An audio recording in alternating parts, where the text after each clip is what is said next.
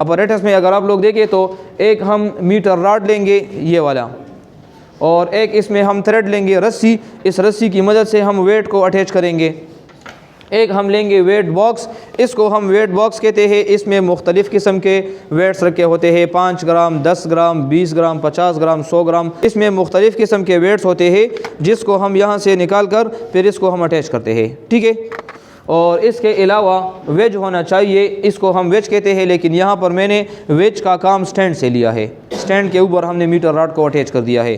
और एक metre rod को लेना होगा और इस मीटर रॉड पर यहाँ पर और यहाँ पर कोई भी वेट अटैच नहीं होगा, ठीक है। और आप लोग इस मीटर रॉड को सबसे पहले क्या करेंगे, इस स्टैंड पर या पिवट पॉइंट भी कह सकते हैं या इसको आप लोग वेज भी कह सकते हैं, एक वेज पॉइंट ले लेंगे या पिवट पॉइंट ले लेंगे और उस पर इस मीटर रॉड को इस तरह बैलेंस कर लेंगे जिस तरह मैंने इस स्टिक को मैंने यहाँ पर दे के बैलेंस किया है। अभी ये यहाँ से नहीं गिर रहा, ठीक है।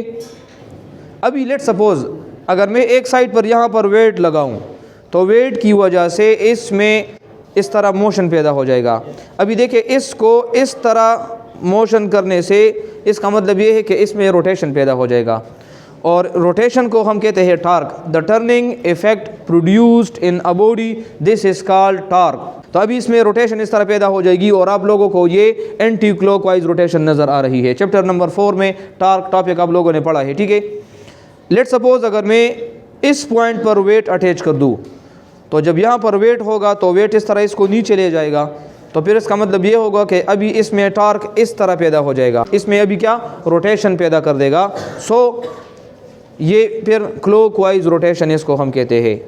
अभी हमने प्रिंसिपल ऑफ मूवमेंट्स में इसको स्टेबल करना होगा, दोनों टार्क को हमने इक्वल लाना होगा। दोनों टार्क को हम इक्वल किस तरह लाएंगे, सबसे पहले आप लोग इस तरह करेंगे। पहला स्टेप आप लोगों का ये होगा कि इस मीटर रॉड को जब आप लोग इस तरह स्टेबल कर लेंगे, स्टेबल करने के बाद आप लोग एक वेट ले लेंगे, ये नीचे की तरफ जोर करेगा। लेकिन आप लोगों ने फिर इससे छोटा एक दूसरा मास लेना होगा, रस्सी के साथ बांध रहे और यहाँ से आप लोग इसको एंटर कर दे, ठीक है। तो यहाँ अभी जब हम वेट लगाएंगे तो थोड़ा बहुत ये स्टेबल हो जाएगा, लेकिन फिर भी चूंकि ये वाला वेट ज़्यादा है, ये कम है, तो हम एक दूसरे वेट को भी ले लेंगे और उसको भी यहाँ से अटैच कर देंगे।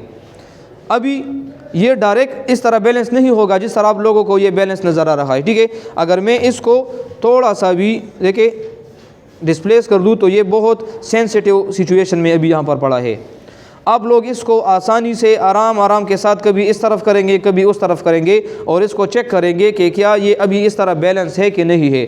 जब एक मरतबा तमाम की पोजीशंस, तीनों की पोजीशंस एडजस्ट हो जाए और ये मीटर रॉड इसी तरह बैलेंस हो जाए जिस तरह अभी बैलेंस है, अभी ना इस तरफ गिर रहा है और ना इस तरफ गिर रहा है, तो इसका मतलब ये हो गया है कि इसने जो इस डायरेक्शन में टॉर्क प्रोड्यूस करना है, इन दोनों ने उस टॉर्क को यहाँ बैलेंस कर दिया है। ये दोनों चाहते हैं कि मैं इस तरफ टॉर्क पैदा कर दूँ, यानी इस तरफ पैदा होने का मतलब ये है कि ये इसको इस तरह रोटेट करना चाहता है, और इस वेट का मतलब मकसद ये है कि मैं इसको इस तरह रोटेट करना चाहता हूँ, लेकिन दोनों इसको रोटेट नहीं कर पा रहे। क्यों? क्योंकि दोनों ने एक दूसरे को कैंसल आउट कर दिया है।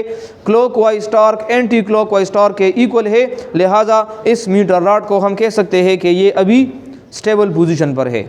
यहाँ तक क्लियर है? अच्छा, अब लोग ऑब्जर्वेशंस कैसे फाइंड करेंगे? ऑब्जर्वेशंस को फाइंड करने के लिए आप लोग सबसे पहले एक टेबल ड्रा करेंगे। टेबल में कौन कौन सी वैल्यूज़ आप लोग यहाँ पर पुट करेंगे, गौर से देखे बेटा। सबसे पहले सीरियल नंबर है तो हम 1 2 3 3-4 मरतबा इस एक्सपेरिमेंट को रिपीट करेंगे।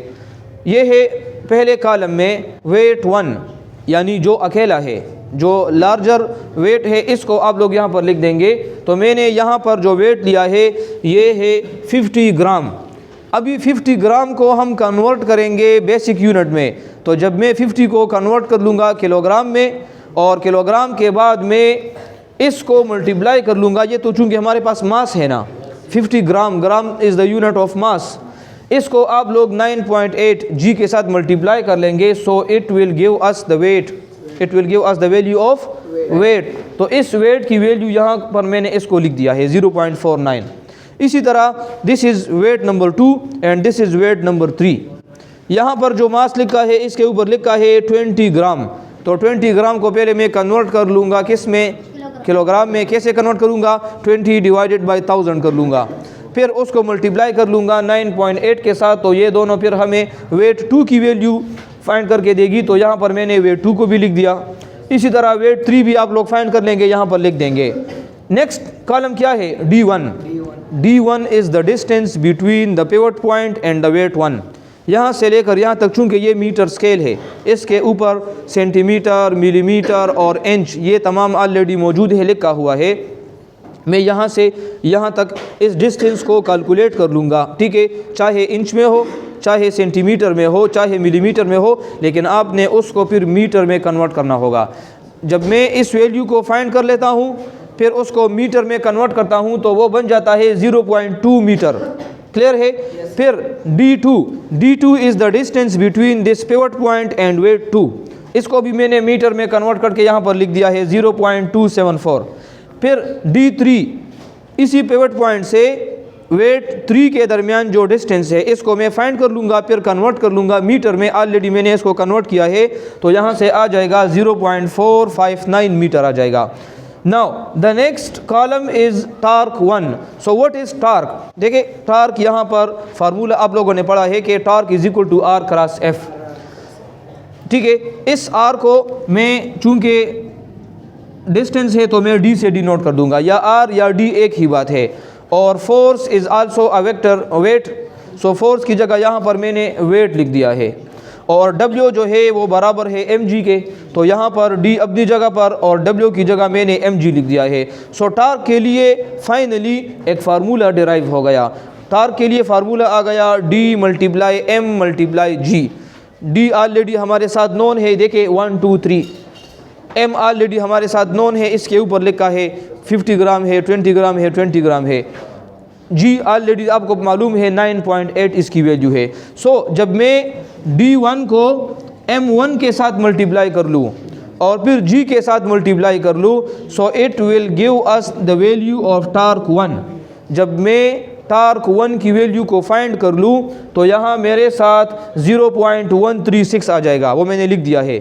सिमिलरली इसी तरह टार्क नंबर 2 के लिए फिर यहाँ पर आ जाएगा D2 मल्टीप्लाई M2 आ जाएगा। और इसी तरह फिर टार्क 3 के लिए भी मैंने वैल्यूज़ मालूम कर ली। अभी बेटा यहाँ पर गौर से देखें, यहाँ पर ये अकेला है इस साइड पर, और इस साइड पर ये दोनों है। इस एक ने इस दोनों को बैलेंस किया है कि नहीं? फिजिकली तो बैलेंस किया है, आप लोगों को नज़र आ रहा है। इसी तरह न्यूमेरिकल वैल्यू भी तो सेम होनी चाहिए ना। यहाँ पर जो टार्क प्रोड्यूस होगा और यहाँ पर जो टार्क प्रोड्यूस होगा, मैथमेटिकल भी दोनों की वैल्यू सेम होनी चाहिए, जिस तरह यहाँ पर सेम है। तो जब मैं क्या करूँगा, यहाँ पर इस एक साइड को लूँगा, लेकिन यहाँ पर दोनों को मैं जमा करूँगा ना। सो मैं टार्क 2 प्लस टार्क 3 को क्या करूँगा, ऐड करूँगा। तो यहाँ पर देखिए टार्क 2 और टार्क 3, जब मैं इन दोनों को जमा कर लूँगा, तो यहाँ से आ जाएगा 0.14। अभी हमने क्या करना है, टार्क 1 को, इसको हम चेक करेंगे किसके साथ, टार्क 2 प्लस टार्क 3 के साथ, और चेक करेंगे कि दोनों की वैल्यू सेम है या नहीं है। सो यहाँ पर टार्क 1 की वैल्यू है 0.136, लेकिन अगर इसको मैं राउंड कर दूँ, थोड़ा सा राउंडिंग ऑफ अगर मैं कर दूँ, तो ये चूँकि 6.5 से ग्रेटर है, सो ये इस 3 को 4 बना देगा। तो यहाँ बन जाएगा 0.14, और ये भी ऑलरेडी क्या है 0.14। तो देखिए दोनों की वैल्यू सेम आ गई कि नहीं।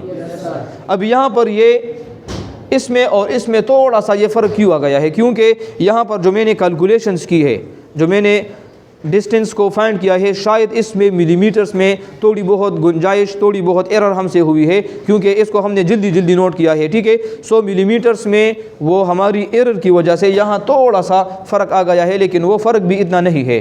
सो यहाँ पर आज हमने प्रैक्टिकली ये शो करा लिया है कि जब भी किसी बॉडी को, मीटर रॉड को अगर हम लगाएंगे, तो वहाँ पर दोनों टार्क, क्लॉकवाइज टार्क और एंटी क्लॉकवाइज टार्क, वो दोनों एक दूसरे को कैंसल आउट कर लेगी, और नेट कंक्लूजन क्या होगा, वो मीटर रॉड अपनी ही जगह पर इस तरह स्टेबल होगा। So this is all about the experiment to verify the principle of movements by using metre rod, ठीक है। सो आज के लिए इतना ही काफ़ी है, और इंशाल्लाह मिलते हैं फिर अगले लेक्चर में एक नई प्रैक्टिकल के साथ। तब तक के लिए अपना बहुत ख्याल रखना। अल्लाह हाफिज़ and thank you so much.